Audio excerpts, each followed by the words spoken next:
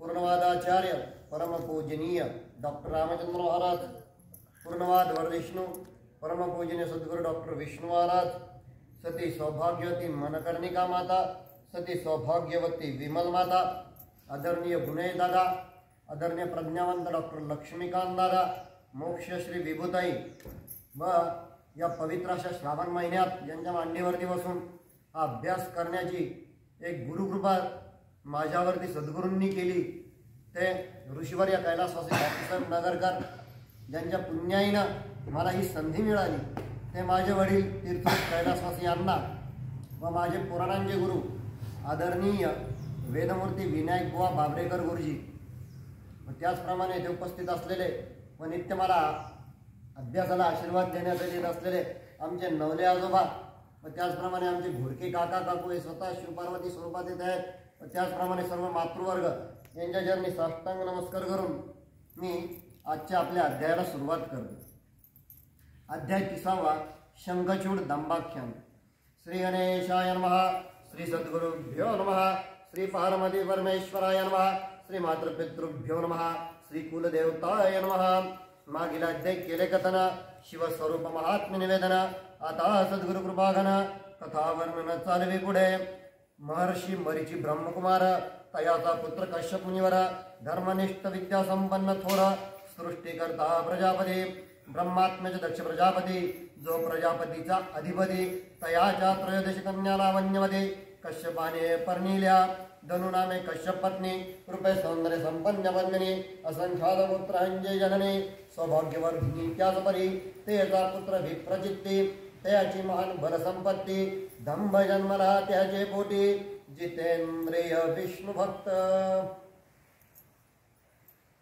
काल आपण पुष्पदंताची कथा आपण इथे ऐकली, ती कथा आपण इथे वाचली. तर या पुष्पदंताची अजून एक दुसरी पण आख्यायिका पुराणांमध्ये सापडते. ती अशा पद्धतीची की पुष्पदंत नावाचा एक शिवाचा पार्षद शिवगण होता आणि ज्याप्रमाणे माता पार्वतीच्या ज्या दोन सख्या होत्या, एकीचं नाव होतं जया आणि दुसरीचं नाव आहे विजया. तर पैकी ती जयाचा तो पती म्हणून त्याच्यामध्ये आलेला आहे पुष्पदंत. आणि हे दोघंजण जेव्हा शिवपार्वती सोबत कैलासावरती निवास करत आणि तदनंतर कैलास पार्वती हे जेव्हा एकांतवासात जात तेव्हा शिव काही कथा या माता पार्वतींना ते सांगतात. आणि म्हणून पुराणात असं म्हणतात की कथा सांगावी ती सांगावी शिवानी सांगावी आणि ऐकावी ती ऐकावी पार्वतीनं ऐकावी. त्याचप्रमाणे मोठ्या रम्य अशा पद्धतीने भगवान शिव कथा सांगत आणि माता पार्वती या त्या कथा ऐकत. तर पुष्पदंत हा जो त्यांचा गण होता, हा हे दोघं जेव्हा त्यांच्या पार्वतीच्या त्या गुहेत दोघं जण जेव्हा जायचे तर एक दिवस पुष्पदंताला असं वाटलं आपणही तिथं जावं आणि त्यानं भुंग्याचं रूप घेतलं आणि भुंग्याचं रूप घेऊन तो आतमध्ये गेला. आतमध्ये गेल्यानंतर ती जी कथा भगवान शिव पार्वतीला सांगत होते ती त्यांनी कथा ती पूर्ण ऐकली आणि तो घरी आला. त्याच्या पत्नीला म्हणजे त्या जयाला तो सांगत. आणि आपल्याला माहिती की माता पार्वती जेव्हा सकाळी स्नानासाठी जात तेव्हा या दोन सख्या त्यांच्याबरोबर असत, जया आणि विजया. तर त्यावेळेस माता पार्वती या दोघींना ती कथा सांगत. आणि कालांतराने काही दिवस निघून गेल्यानंतर एखादी कथा समजा अर्धवट सांगितली की त्याच्या पुढची कथा लगेच ती जया सुरू करते. मग एक दिवस माता पार्वतीची ही गोष्ट लक्षात आली आणि मग ते जेव्हा धावत आणि मग जेव्हा शिव आणि पार्वती हे दोघं जण जेव्हा त्या एकांतवासासाठी त्या गुहेमध्ये गेले तेव्हा माता पार्वतीने विचारलं. आता खरं ही स्त्रियांची बुद्धी फार चतुर असते, जागेवर ते खरं खोटं करतात. अहो म्हणे तुम्ही मला कथा सांगतात म्हणे, पण माझ्यापेक्षा जास्त कथा तिला कशी माहिती असते म्हणे त्या जयाला. म्हणे तुम्ही सांगितलेली कथा मी जेव्हा बाहेर गेल्यावर त्या जयाला सांगते म्हणे तेव्हा ती लगेच मला पुढची कथा सांगून देते म्हणे. असं कसं काय म्हणे, म्हणजे तुम्ही माझ्यापासून काहीतरी लपवता, म्हणजे तुम्ही ही कथा अजून माझ्या व्यतिरिक्त कोणाला तरी सांगता आणि मला सांगताना तुम्ही असं सांगता की मी कथा फक्त तुलाच सांगतो. मग असं झाल्यानंतर मग भगवान शिव थोडंसं ध्यान लावतात आणि ते बघतात आणि मग त्यांना तो भ्रमर दिसतो, तो भुंगा दिसतो, अच्छा पुष्पदंत आहे का. आणि मग ते तात्काळ नंतर त्या दोघांना कैलासातून बहिष्कृत करून टाकतात आणि पुढे त्यांना पृथ्वीवरचं कायमचं पाठवून देतात. अशी ही एक कथा पुराणामध्ये या पुष्पदंताची आलेली आहे. तर आता याच्यानंतर जी आजची जी कथा आहे त्या कथेचं नाव आहे शंखचूड दंभाख्यान. ब्रह्माचा जो पुत्र होता हा होता मरीची. मरीचीचा पुत्र जो होता तो होता कश्यप.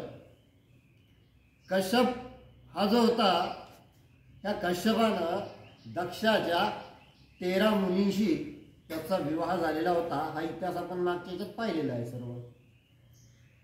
आणि त्याचप्रमाणे त्या कश्यपाची एक पत्नी होती, तिचं नाव होतं धनु. अत्यंत लावण्यवती, अत्यंत रूपसंपन्न, पण तितकीच ती तपस्वी अशा प्रकारची ही धनु होती. या धनुचा एक पुत्र होता, त्याचं नाव होतं विप्रचित्ती. हा महान बलसंपन्न अशा प्रकारचा हा पुत्र होता. आणि या पुत्राच्याच पोटी एक दंभ नावाचा जितेंद्रिय आणि त्याचबरोबर एक विष्णुभक्त असलेला एका पुत्राने जन्म घेतला. लहानपणापासून याला विष्णूची एक अनामिक ओढ याला लागलेली होती. आणि म्हणून की काय, जळी स्थळी काष्टी पाषाणी त्याला फक्त भगवान विष्णूच त्याला दिसत. आणि ज्याप्रमाणे नारद मुनी नारायण नारायण नारायण नारायण या प्रकारचा नारद मुनी ज्याप्रमाणे नामस्मरण करत त्याप्रमाणे हा नामस्मरण करतो. आणि एक दिवस ही गोष्ट शुक्राचार्यांच्या लक्षात आली आणि ते थोडंसं हसले. तदनंतर याचा विवाह झाला. या दंभाचा पुढे विवाह झाला. पण विवाह झाल्यानंतर सुद्धा अपेक्षित अशा प्रकारची याला काही पुत्रप्राप्ती होईना, याला संतान होईना. आणि म्हणून येणार यांचे दैत्यांचे जे गुरु होते शुक्राचार्य, हा एक दिवस त्यांच्या दर्शनाला गेला. आणि तिथं गेल्यानंतर हा शुक्राचार्यांजवळ बदला की मी इतका मोठा बलवान आहे, इतकं सुंदर माझं मोठं राज्य आहे म्हणे, पण मला म्हणे अजूनपर्यंत म्हणे गुरुदेव मला काही संतान झालेलं नाही आहे म्हणे. मग ठीक आहे, मग काय पाहिजे तुला म्हणे, मला तुम्ही एखादा मंत्र सांगा म्हणे, कुठला तरी अनुग्रह द्या म्हणे मला एखाद्या मंत्राचा, आणि ज्या मंत्राच्या सामर्थ्याने मला दिव्य असा एक पुत्र प्राप्त होईल. ठीक आहे म्हणे. मग त्यांना तो मंत्र सांगितला आणि त्याला असं सांगितलं की तू पुष्कर तीर्थ म्हणून जे आहे या पुष्कर तीर्थावरती तू जा आणि तिथे जाऊन तू तपश्चर्या कर म्हणून. झालं. आधीच तर हे दैत्य, त्याच्यात आता गुरुकडून मिळाल्यानंतर मग काय, गेला पुष्कर तीर्थाला, केली घोर तपश्चर्या सुरू. ऊन वारं पाऊस कशाचाच विचार केला नाही. आणि करता करता करता करता 1,00,000 संवत्सर इतकं तप त्यानं गेलं. आणि ते तप जेव्हा त्याचं पूर्ण व्हायला आलं तेव्हा त्याच्या मस्तकातून एक तेज, दिव्य तेज, असं जाज्वल्य तेज, ज्या तेजाच्या तपाग्नीनं अख्खी वसुंधरा ही भस्मसात होती की काय, अशा प्रकारचं अनेक सूर्याचं तेज असलेलं ते तप त्याच्या मस्तकी प्रकट झालं.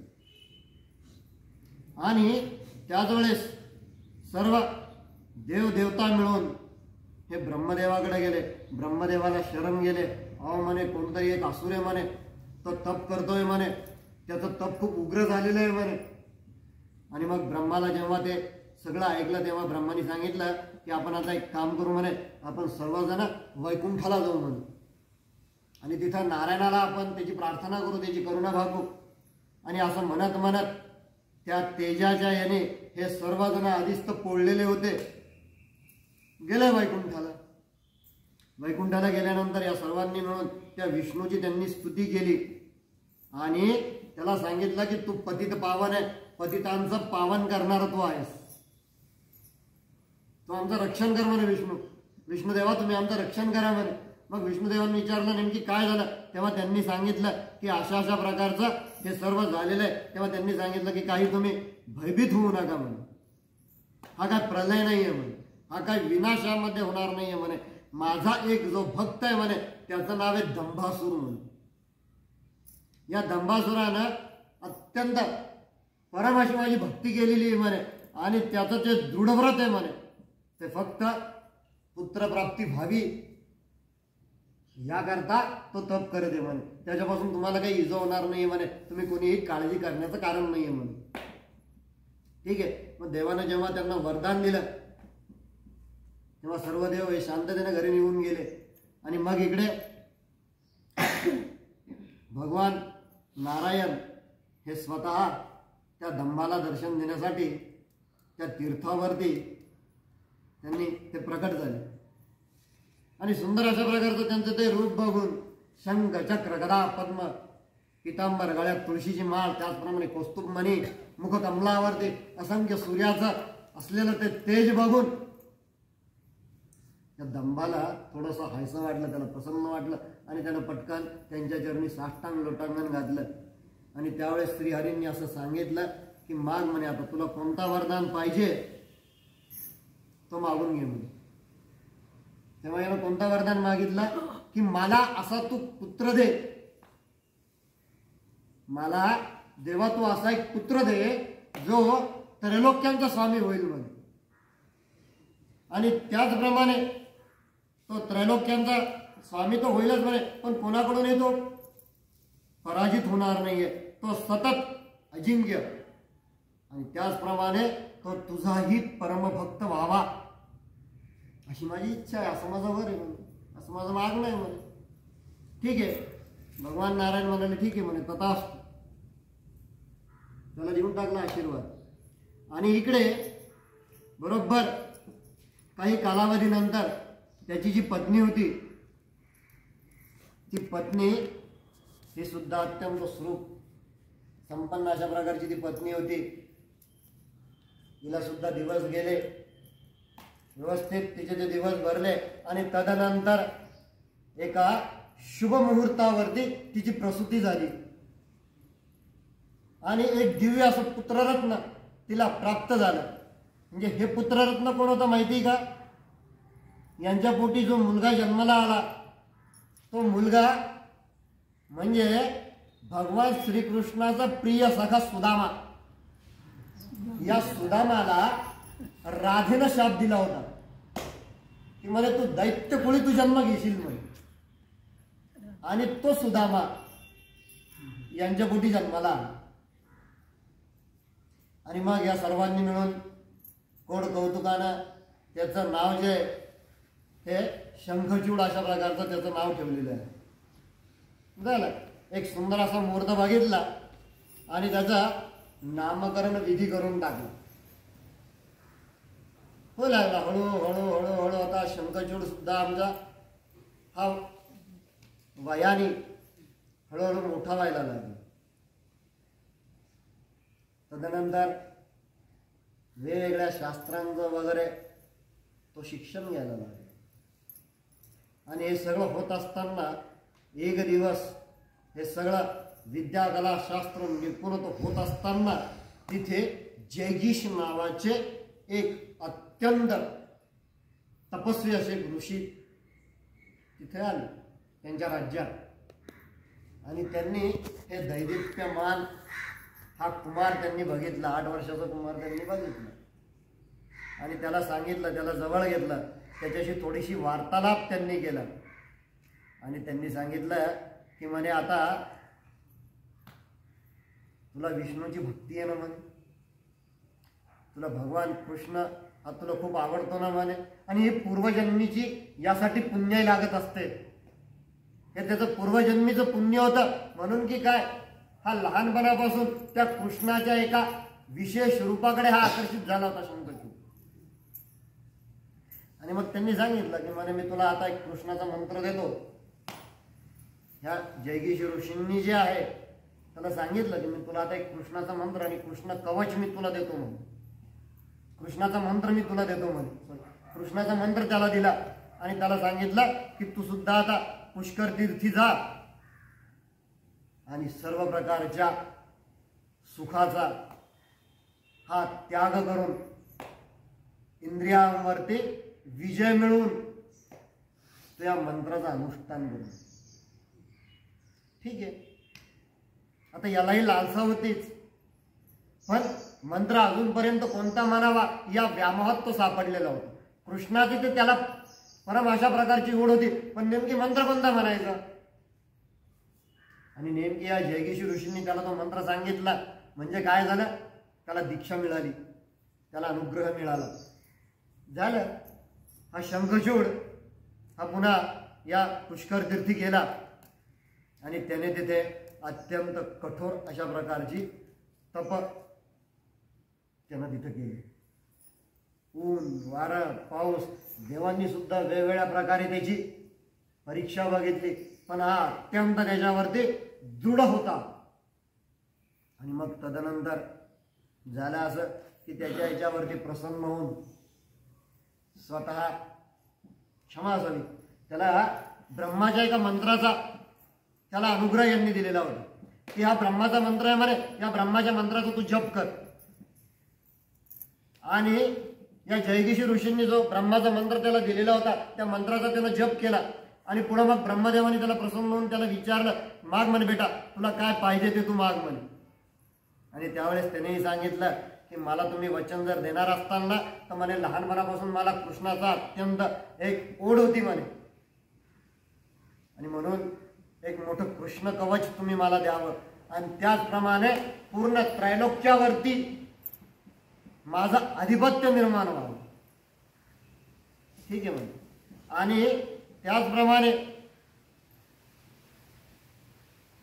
देव आणि असुर हे सर्व माझ्या आश्रयाला राहायला यावेत म्हणून अशा प्रकारचा त्याने वर मागितला. देवाने तो त्याला देऊन टाकला. आणि त्याचप्रमाणे त्याला असं सांगितलं की तू आता बद्रिकाश्रमात जा. त्याला इथं सुंदर नाव आहे बद्रीवनाथ. तिथं तू बद्रीवनाथ जा म्हणे. तिथं धर्मध्वज राजाची एक कन्या आहे म्हणे, तिचं नाव आहे तुलसी. ती तिथं तपश्चर्या करते म्हणे. तू तिथं जाऊन गांधर्व पद्धतीनं तिच्याशी तू विवाह कर म्हणे. झालं, ठीक आहे. मग आता या शंखचूडाने त्यांना नमस्कार केला, ते अंतर्धान पावले आणि यानं ते श्रीकृष्ण कवच जे होतं ते अंगावरती धारण केलं आणि बस आता एकच लक्ष बद्रिकाश्रम चाललाय. रात्र दिवस वगैरे करत करत करत हा गेला त्या बद्रिकाश्रमात. तिथे गेल्यानंतर एका निर्जन अशा स्थळावरती एक सुंदर युवती ही ध्यानमग्न होती. यानं ओळखलं, बहुतेक म्हणे हीच असेल. हा गेला तिच्याबरोबर आणि त्यावेळेस यानं तिला विचारलं, हे सुंदरी तुझं नाव काय, तू कोण आहे, तू कोणाची कोण आहेस आणि तू कशासाठी तपश्चर्या करतेस. त्यावेळेस तिनं जे उत्तर दिलं ना ते कदाचित माझ्या भाषेत मला त्याला न्याय देता येणार नाही, म्हणून मी इथं यांनी जी ओळ लिहिलेली मोठी सुंदर आहे. तिने सांगितलं की आपण आहात कोणाचे कोणा हावे नसे मजला गुण, तरी नाकासमोर अभिष्टतान ठेवणी गमन करावे. जगता माझी नारी जाती मोहात पाडते निश्चिती, याची आली प्रचिती ब्रह्मादिका सर्व हे. नारी विषतुल्य निंदनीय करी दोष निर्मितीचे कार्य, माया मोहाचे अनिवार्य शृंखलेने जगडिले. म्हणजे त्यानं सांगितलं की तू कोण आहे, कुठून आलाय, तुला काय करायचं म्हणे, तुला आता समोर चालता म्हणून इथून. नाहीतरी म्हणे या जगामध्ये स्त्री जात अशी असती म्हणे की कोणालाही ती मोहात पाडती म्हणे आणि याची प्रचिती ब्रह्मादिकांसह सर्वांना येऊन गेलेली आहे म्हणे. आणि म्हणून नारी ही विषतुल्य आहे म्हणे. ही मायामोहाचं मुख्य कारण जी म्हणे ती स्त्री आहे म्हणे. कशाला म्हणे तू थांबतोस म्हणे, इथं जा म्हणे, तुझं तुझं जाऊन तुला काय कार्य करायचं ते तू कर म्हणे. मग तेव्हा तो शंखचूड जो होता ना तो सुद्धा अगदी त्यानं पण दिलेलं उत्तर हे तितकंच सुंदर अशा प्रकारचं आहे. शंखचूड म्हणे अगे सुंदरे बोलसे कळवणी अंदरे मिथ्या कथिशी कथा सारे नारे निंदा करुनिया. हा तिला म्हणलं तू कशाला म्हणतो स्त्रियांची निंदा करू लागलीस का म्हणे. हे तुला माहिती का म्हणे. बघ म्हणे ऐक म्हणे आता मी तुला काय सांगतो ते. जैसे शिवानी शक्ती पुरुषाप्रती होय प्रकृती नारीची असे आगाध शक्ती विश्वभरून हे रागिले जुतक्या नारी पतिव्रता त्यात अग्रभागी राशील सर्वता का आत्मजाती निंदाव्रता करशी शुभगे सांग मज. आणि मग त्याने तिला सांगितलं की तू नारी बाबतीबद्दल जे बोलतीस म्हणे ते व तुझा वृथाभिमान आहे म्हणे. पण तुला हे माहिती का म्हणे जसं शिव आहे तशी शक्ती आहे, जसं पुरुष आहे तशी प्रकृती आहे. आणि म्हणून ही नारीची जी नारी शक्ती म्हणे ती पूर्ण विश्वामध्ये ती भरून राहिलेली म्हणून. आणि म्हणून म्हणे आतापर्यंत जेवढ्या जेवढ्या काही नारी ज्या महिला होत्या म्हणे त्या अत्यंत प्रतिव्रता आणि सात्विक असल्या कारणानं म्हणे आमच्या कुळांमध्ये अशा पतिव्रता नारी झालेल्या असल्या कारणानं म्हणे आमचं कुळ हे देवाधिदेवांना सुद्धा युद्धात परास्त करू शकले. हा इतिहास आमच्या घराने असायला. अशाप्रमाणे तो बोलायला लागला. आणि मग त्यानं त्याचं काय आणि म्हणून त्यानं पुढे असं सांगितलं की म्हणे तुझ्यासारखी जर का कधी मला पत्नी मिळाली मी स्वतःला धन्य समजेल म्हणे. आणि मग तोच पुढे असं सांगतो की मला ब्रह्मदेवानं हेच वरदान दिलं होतं आणि त्याने मला हे सांगितलं होतं. आणि तदनंतर मग त्यानं त्याची ओळख करून दिली की धनुकुलचा मी, धनुच्या कुळातला मी आणि दंभ दानव जो आहे म्हणे तो माझा पिता आहे म्हणे. आणि मागच्या जन्मीचा म्हणे कृष्ण सखा सुदामा मी आहे म्हणे. त्याच्यामुळं तू जे कुठल्या भावनेने माझ्याशी बोलली ना म्हणे त्याच्यातला एकही गुण माझ्यामध्ये नाही आहे म्हणे. मी फक्त पुरुषार्थी म्हणे. मी काही त्या स्त्रियांच्या त्या माया मोहाला भुलणाऱ्यांपैकी मी नाही आहे म्हणे. आणि म्हणून म्हणे मी तुला असं म्हणतो म्हणे की तू जर कधी तेवढी सात्विक आणि तेवढी जर पतिव्रता जर तू असशील ना तर आत्ता इथं माझ्याशी विवाह कर. आणि या दोघांचा शाब्दिक खेळ जसा चालू होता तेवढाच तिथं मग ब्रह्मदेव आले. आणि ब्रह्मदेवाने सांगितलं की तुम्ही दोघं जण उगाचा वाद घालू नका म्हणे. तुम्ही दोघं जण उगाच वाद घालू नका म्हणे. तुम्ही आता दोघं जण पटकन मी तुमचा विवाह लावून देतो असं म्हणून भगवान ब्रह्मदेवाने पुढे त्यांचा विवाह लावून दिला. झालं विवाह लागला. हे तिला घेऊन पुन्हा यांच्या राज्यात आले आणि पुढे यांचा सुखाने अशा प्रकारचा संसार यांचा सुरू झाला. त्याचप्रमाणे हा शंखचूड जो होता आणि नंतर या तुलसीच्या पायगुणामुळे की म्हणून की काय सर्व दानवांनी असं ठरवलं की शंखचूडाला अनेक प्रकारचे वरदान प्राप्त असून याला कृष्ण कवच सुद्धा प्राप्त झालेलं आहे म्हणे. मग आता आपण याला दानवेंद्र म्हणून याला आपण आता राज्याभिषेक करून टाकू. झालं. मग यांनी जसं असं ठरवलं सगळ्यात पहिली वार्ता कोणाला सांगायची तर ती आपल्या गुरुला. ठीक आहे 2-4 दूत असे एकत्र आले आणि ते दैत्यगुरु शुक्राचार्यांकडे ते गेले.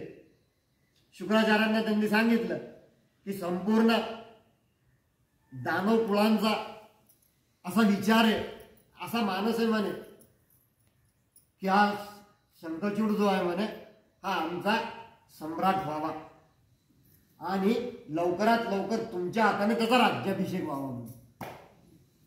आणि म्हणून आम्ही तुम्हाला इथे घेण्यासाठी आलेलो आहे म्हणे. चला म्हणे आमच्यासोबत.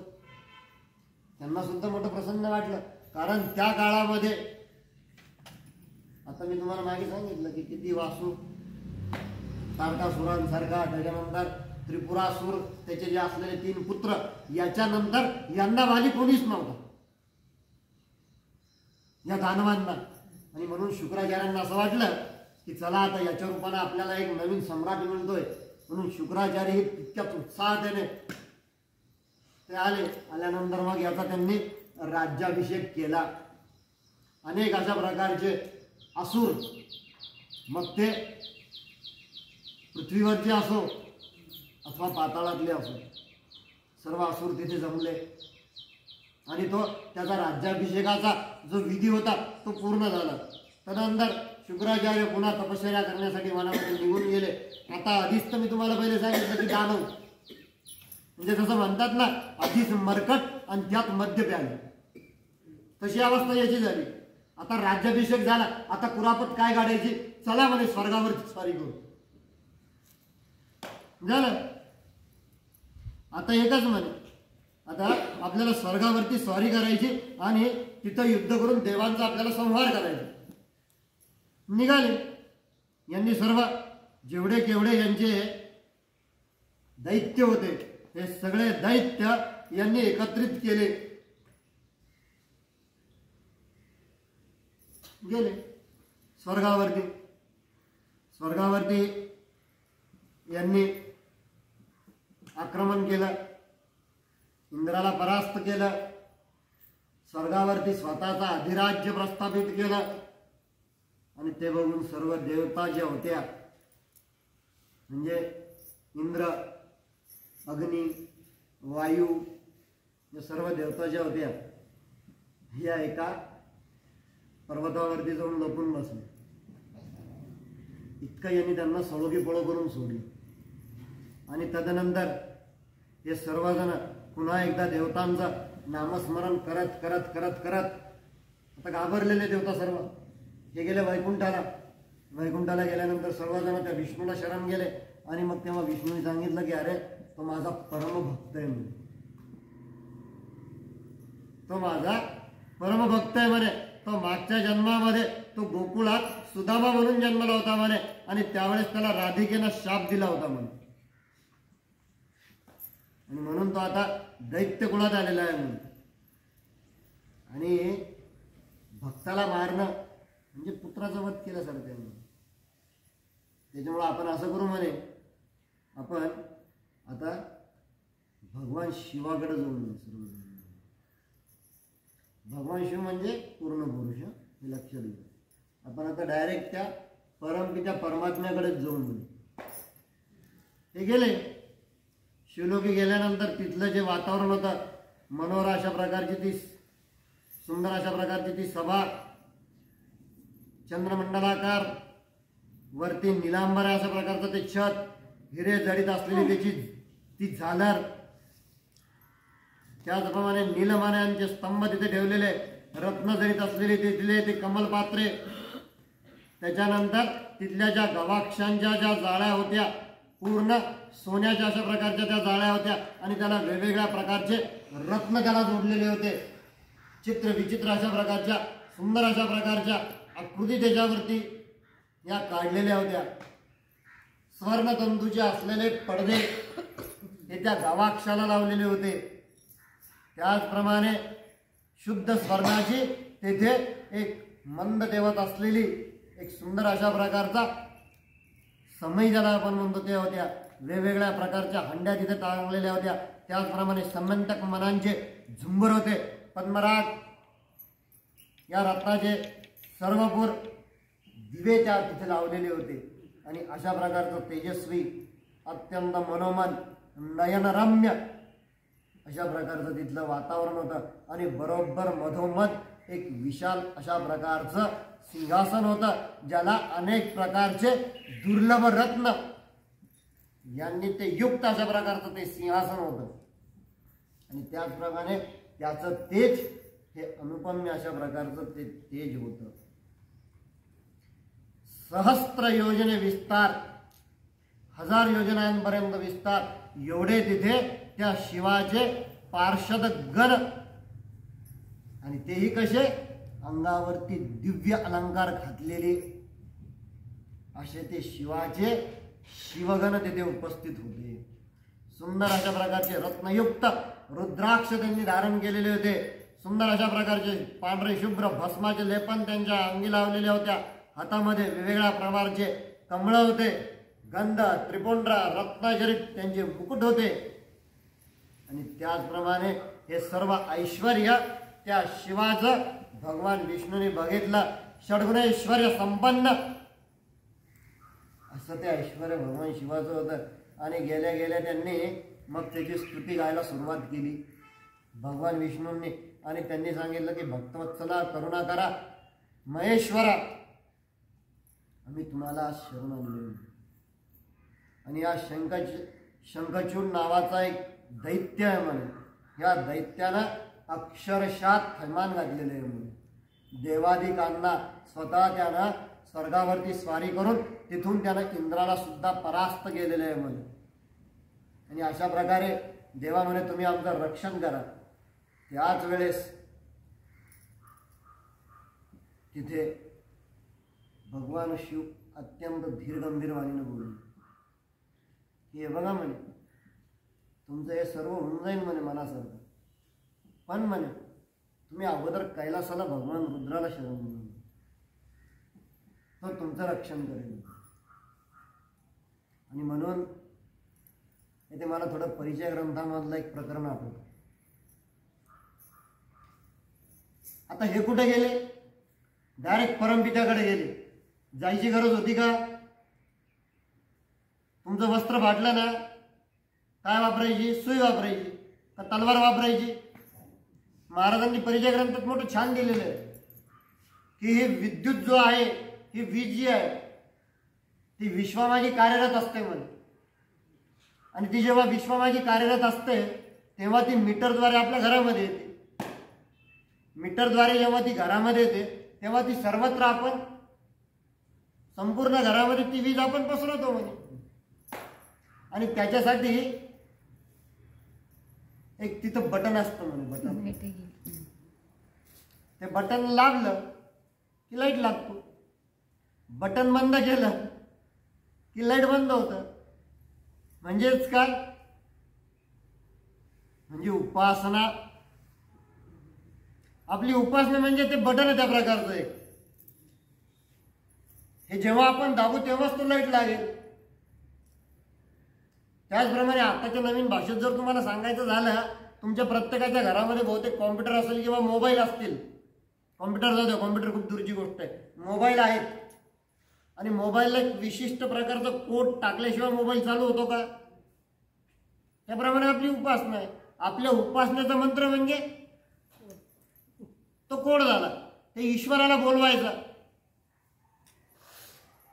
आणि बोलायल्याशिवाय तो येतो का? बाळ रडल्याशिवाय आई त्याला मांडीवर घेते का? त्यासाठी बाळांना रडायच पाहिजे. आणि म्हणून भगवान शिवाने त्यांना सांगितलं की यार तुम्ही माझ्याकडे कशाला आलात म्हणून. याच्यासाठी तुम्ही इतर देवता निर्माण केलेला आहे ना. आणि म्हणून महाराज म्हणतात ईश्वर हा एक, दैवते अनेक, याचा मी विवेक सांगत असेल. विश्वा माझी वीज राहते अव्यक्त, यंत्राद्वारे व्यक्त कार्य करी. आणि तेही पुढे सांगतात की सागराचे यंत्र, विनिनाते वस्त्र. अशा प्रकारचं हे दैवत शास्त्र आहे. देवता वेगळी असती, देव वेगळा असतो.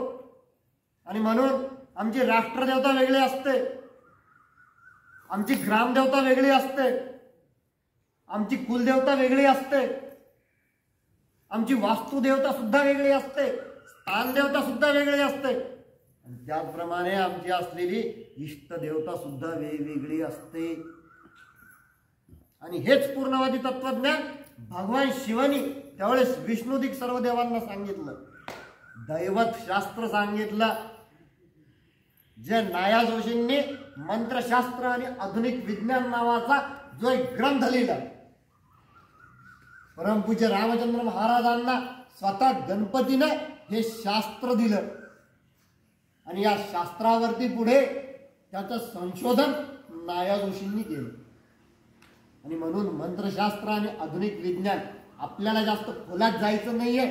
आपल्याला करायचं फक्त एकच गोष्ट, पाळायची ती फक्त उपासनेची वेळ. आणि मग त्यांनी सांगितलं की तुम्ही माझ्याकडे न येता तुम्ही रुद्राकडे जा म्हणे. गेले त्या रुद्राकडे सर्वजण मिळून. रुद्राकडे गेल्यानंतर त्यांनी पुन्हा एकदा तिथे स्तुती करण्याला प्रारंभ केला. अत्यंत मनोभावे त्यांची स्तुती केली आणि सर्व वृत्तांत आठपासून इथपर्यंत जे जे काही घडलं ते सर्व त्या रुद्राला सांगितलं. आणि मग रुद्राने काय केलं पुढे, त्यांचा जो एक गण होता, आता इथं त्या पुष्पदंताचं वर्णन आलेलं आहे बघा. मी जर तुम्हाला आत्ता सुरुवातीला जी कथा सांगितली, म्हणजे देवाच्या कृपेने कथा सुद्धा अशी सुचती की त्या कथेचा पुढे उल्लेख घेऊन जातो, ही सद्गुरूंची कृपा आहे. त्याचा माझा काही जास्त फार मोठा एवढा अभ्यास नाहीये आणि मला एवढा वेळ पण मला अभ्यासाला देता येत नाही. पण दादा वाचून घेता तो मुक्काम करती वाचायला, हे त्यांचं सामर्थ्य आहे, माझं नाहीये. मी फक्त एकच करायचं, बस गुरुने सांगितलं ना. माहित नाही तो भालचंद्र कसा आहे, तो गणपती कसा आहे.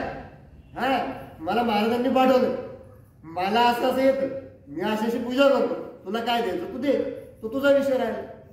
मला त्यांनी पाठवलं फक्त. आणि मग नंतर कालांतराने असं लक्षात आलं, अरे तो गणपती शिंदेला जोपर्यंत आहे ना तोपर्यंत भालचंद्र आहे. पण जेव्हा त्यांना पारनेरला यायचं असतं तेव्हा ते सद्गुरू रामचंद्र म्हणून ते पारनेरला येतात. आणि म्हणून माझ्या सद्गुरुनाथ रामचंद्र आणि तो भालचंद्र हे दोन्ही द्वैत नाही, हे दोन्ही वेगळे नाहीये, हे एकच आहे. आणि पारनेरून निघताना माझ्यासोबत दादा येतं म्हणून तर मी गेल्या 4 वर्षापासून माझी ती सेवा अखंड चालू आहे. अन्यथा या गल्लीत कुत्रा असताना त्या गल्लीतून जाणार मी. पण कधी कधी असं वाटतं की कुठली शक्ती आपल्याला तिथपर्यंत घेऊन जाते, कळत नाही हो. म्हणून म्हणतो ऐकायचं फक्त ती गुरु आज्ञा. आणि काळी टोपी का घालायची असते, त्याचं माझ्या बुद्धीनं मी असं त्याचा शोध लावला की दादांनी सांगितलं तेवढंच करायचं, आपलं डोकं चालवायचं नाही. सांगितलं दादांनी जा, चाललं जायचं. सांगितलं तुला महिनाभर जा, ही दादांची कृपा झाली. गेल्या महिनाभरामध्ये मी एकदा सुद्धा पाहिजे तसा आजारी पडलो नाही. हे दादांची कृपा आहे. इतकं वारा, इतकं थंडी, सकाळचं गणेश किंड, दुपारचं तिथलं नागेश्वर. म्हणजे गणेश किंड आला तर फक्त घरातून हातपाय तोंड धुवायचे, सवला नेसायचं की लगेच नागेश्वराला जायचं. नागेश्वरून घरी आला, कपडे बदलले, हातपाय तोंड धुतले, जेवायला बसलं, जेवण झालं, चालले पुन्हा कानूरला. कानूरला इथं आल्यानंतर काय दिलं होतं तुम्ही बघताय.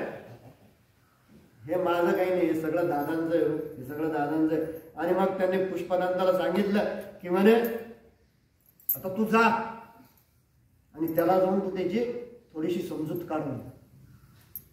आणि मग पुष्पदंत गेला शंकरगुडाकडे, त्यानं त्याला समजून सांगितलं, हे अरे म्हणे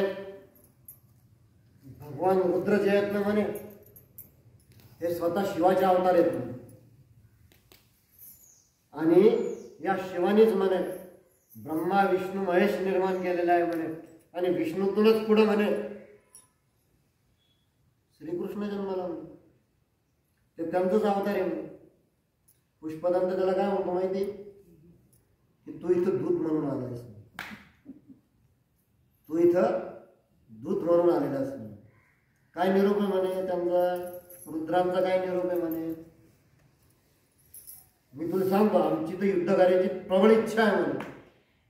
आणि सैन्य किती होतं त्याच्याकडे माहिती आहे का, 3 लाख औक्षणी, म्हणजे 1000 लक्ष आणि त्या लक्षाचे काही पुढे औक्षणी सैन्य, इतकं सैन्य त्याच्याकडे होतं. आणि शेवटी तो पुष्पदंताला म्हणाला की तू तुझा निरोप दिला, आता माझा निरोप तू रुद्राला जाऊन सांग की जर कधी शिव आणि विष्णू, विष्णू आणि कृष्ण हे जर एकच आहे तर प्रत्येक वेळेस देवतांनी का कपट करावं म्हणे, का समुद्र मंथनाच्या वेळेस देवतांनीच अमृत नेलं म्हणे, का सर्व रत्न देवतांनीच नेले म्हणे. आणि हे रत्न मला पाहिजे होते म्हणे, म्हणून मी स्वर्गावरती स्वारी केली म्हणे. सगळं तुमच्या देवतांचंच कसं म्हणे. तुम्ही म्हणता ना म्हणे विष्णू आणि कृष्ण हे एकच आहे आणि मी कृष्ण बघतोय, तुला माहिती आहे म्हणे. मग तो एक काम कर म्हणे, त्या रुद्राला जाऊन माझा निरोप सांग, त्यांना सांग की उद्या तुम्ही कैलास खाली करून तुम्ही दुसरीकडे निघून जा. उद्या हा शंखचूड येऊन त्या कैलासावरती विराजमान होते. अशा प्रकारचे त्यांचे संभाषण झाले त्या शंखचूडाचं आणि त्या पुष्पदंताचं. ठीक आहे, पुष्पदंताने जशाचा तसा निरोप रुद्राला दिला. ठीक आहे, आता रुद्राला दिल्यानंतर मग रुद्रानं सुद्धा सांगितलं आता युद्धाशिवाय पर्याय नाही. सकाळी येतोय का म्हणून तो युद्ध करायला? ठीक आहे म्हणे, चला म्हणे आपली सेना तयार करून म्हणे आपण. आणि मग त्याच वेळेस त्या सर्व यांच्याकडे बघून, त्या पार्षदगणांकडे बघून रुद्रांनी एक स्मित हास्य केलं आणि माता भगवती भद्रकाली देवीने तिथं पाचारण केलं. त्याचबरोबर स्वामी कार्तिकेय जे होते त्यांचा ज्येष्ठ पुत्र याला सेनापती, त्याचप्रमाणे भगवान गणपती याच्याही अंगावरती कवच कुंडले परिधान करून यालाही शस्त्रास्त्राचं सिद्ध केलं. तदनंतर आता यांच्याकडे कोण कोण होतं बघा, वीरभद्र, नंदी, विशालाक्ष, सुभद्र, विरूपाक्ष, बाण, विकंपन, पिंगलाक्ष, विरूपासह विकृती, दीर्घद्रष्ट, ताम्रलोचन, बाष्कल, विकार, कालंकर, कपिल, बलिभद्र, कुटीचर, जीवकाल, बलोन्मत्त, त्याचप्रमाणे अष्टभैरव, त्याचप्रमाणे एकादश रुद्र, त्याचप्रमाणे अष्टवसु, त्याचप्रमाणे देवेंद्र, त्याचप्रमाणे द्वादश आदित्य, चंद्र, अग्नी आणि विश्वकर्मा, त्याचबरोबर यम, निवृत्ती, कुबेर, वायू, वरुण, अश्विनी कुमार, त्याचप्रमाणे बुध, मंगल, नलकुबर,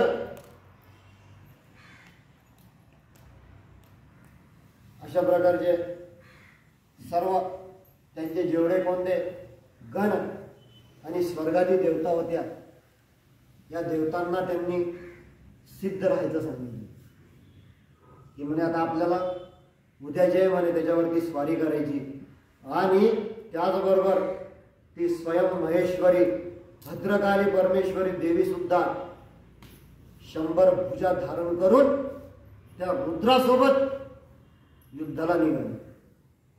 त्यावेळेस कसं होतं, तिचं रूप हे पाण्यासारखं होतं, रक्त चंदन लिप्त अशा प्रकारचं तिचं शरीर होतं.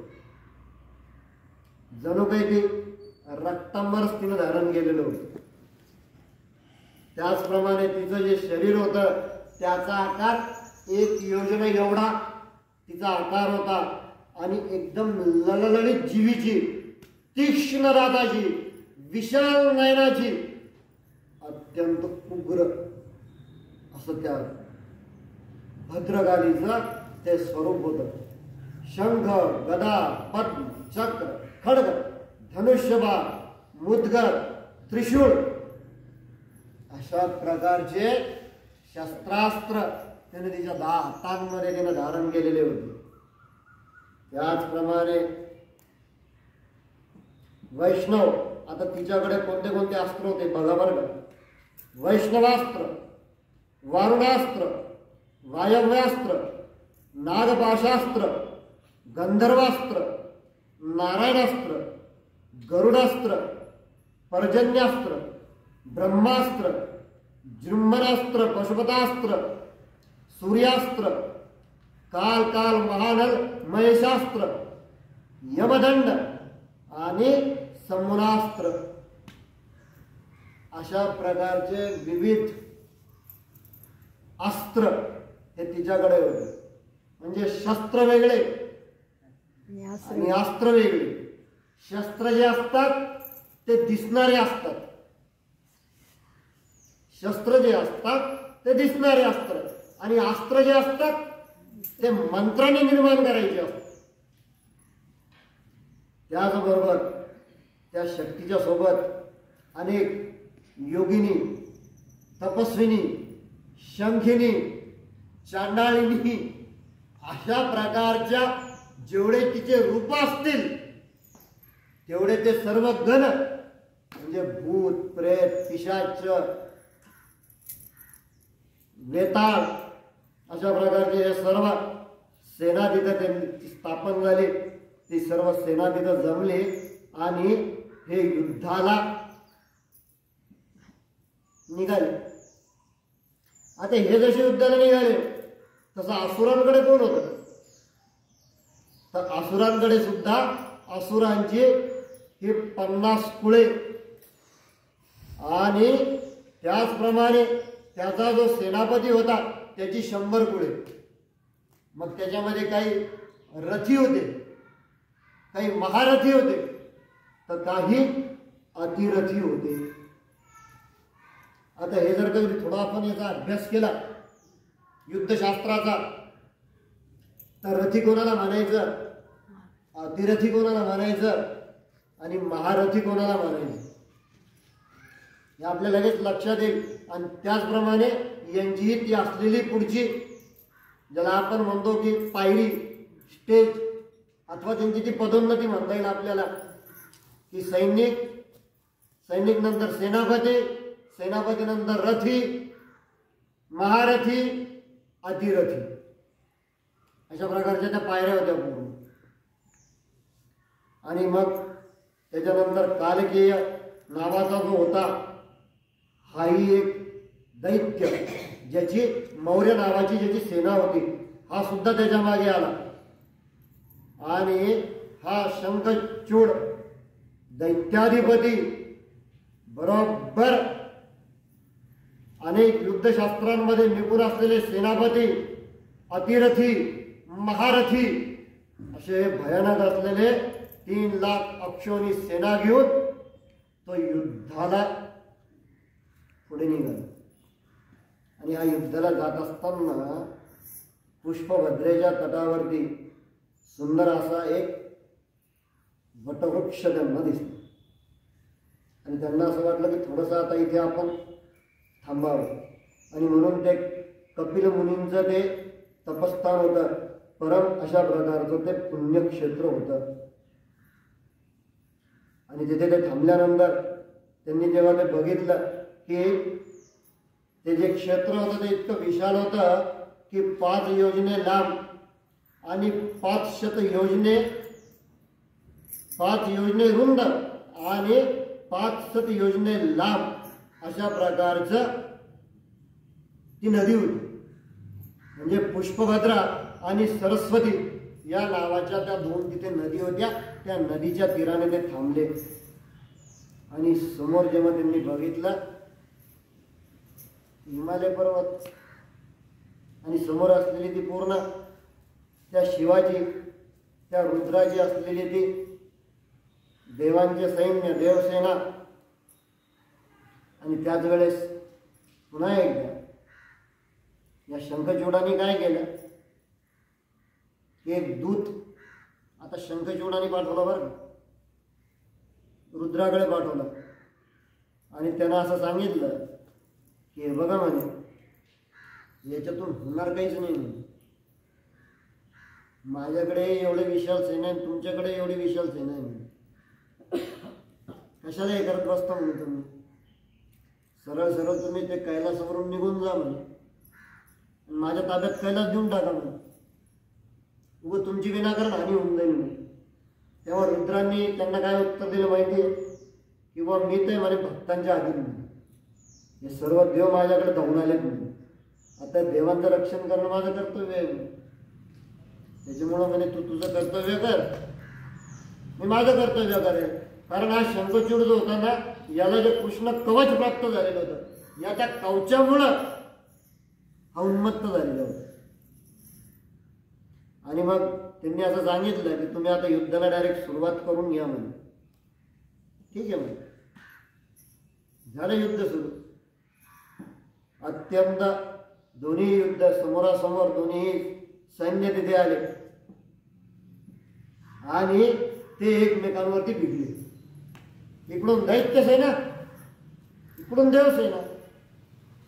आता इंद्र जो आहे त्याचा वृषपर्वा सोबत, सूर्य जो आहे तो विप्रचित्ती सोबत, श्री विष्णू जे ते दंबासुरासोबत, काल जे आहे ते कालकलासुरासोबत, अग्निदेव गोकर्णासोबत, कुबेर कालकेवासोबत, मयासो विश्वकर्मासोबत, भयंकर हा मृत्यूसोबत, यमधर्म हा जो आहे तो संहारासोबत, वरुण जो आहे तो कालाधिकासोबत. अशा प्रकारचं हे दोन्ही सैन्य जे आहे ते एकमेकांना भिडले आणि अत्यंत दारुण अशा प्रकारचं तिथे युद्ध सुरू झालं. अक्षरशः रक्ताचा आणि मांसांचा चिखल, त्याचप्रमाणे अनेक घोडे, हत्ती यांचे ते विखुरलेले देह इतस्ततः पडलेले होते. आणि त्याचबरोबर यांनी महाबली वीरभद्र जो आहे तो सुद्धा याच्यामध्ये, आपल्याला पहिलेच सांगितलं की वीरभद्र कसा होता, 10,000 हात त्याचे होते. या हातासरशी तो त्यानं सुद्धा त्या संग्रामामध्ये उडी मारून गेली.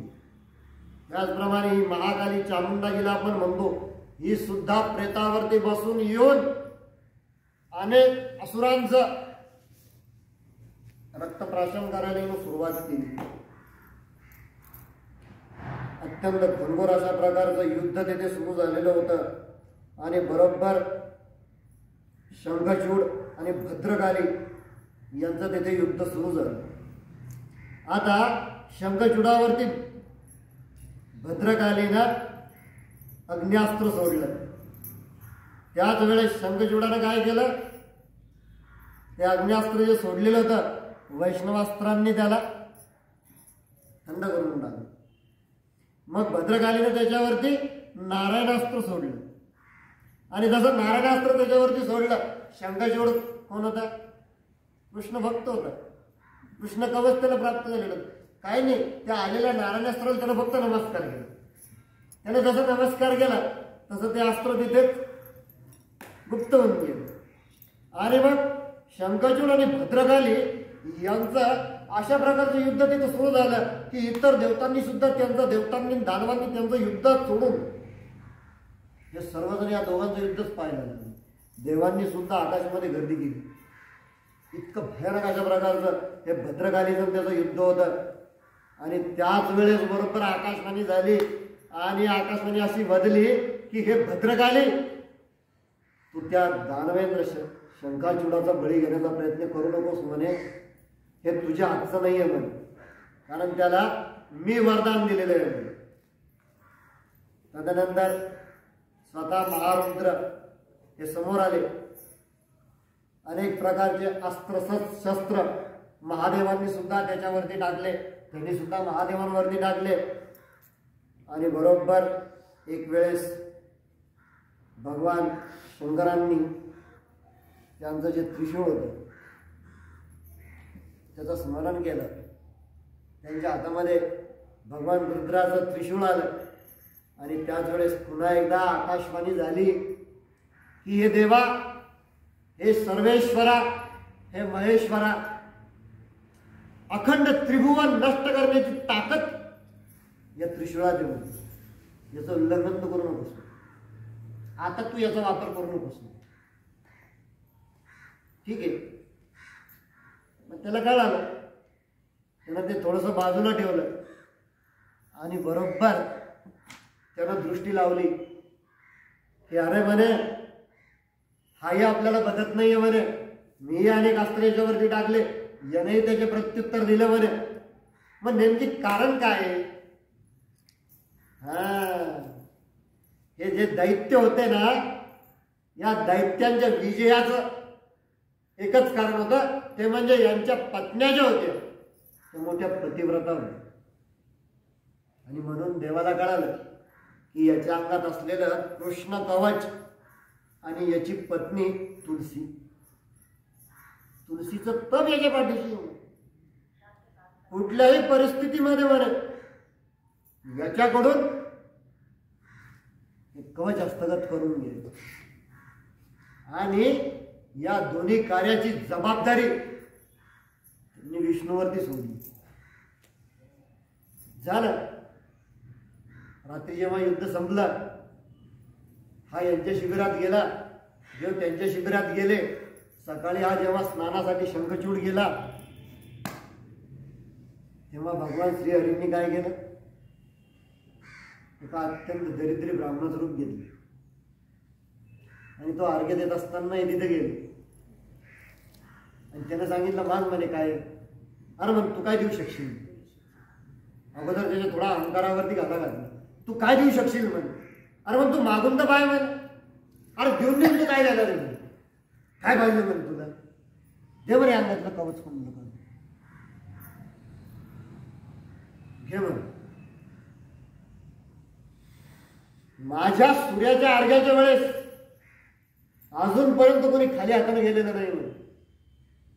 आणि आज ज्याप्रमाणे तो कर्ण होता ना महाभारतात दानी, त्याचप्रमाणे शंखचूड सुद्धा काढलं. अंगावरच्या कवच कुंडला काढली, घेऊन टाकली.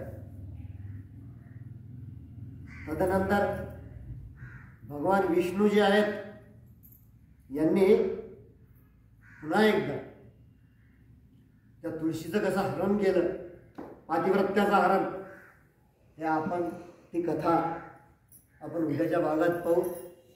आणि तदनंतर मग भगवान शिवानी पुन्हा एकदा या विशाल असं त्रिशूळ त्यांनी पुन्हा एकदा धारण केलं. त्यांनी ते उचललं आणि बरोबर त्याचा कंठाचा त्यांनी नेम धरला. आणि मग पुढे याच्या शरीराचे अनेक तुकडे तुकडे तुकडे तुकडे झाले आणि हे सगळे समुद्रात पडले. आणि म्हणून आपण जे शंख बघतो ना, ते याच्या शरीरापासून तयार झाले. हरे राम.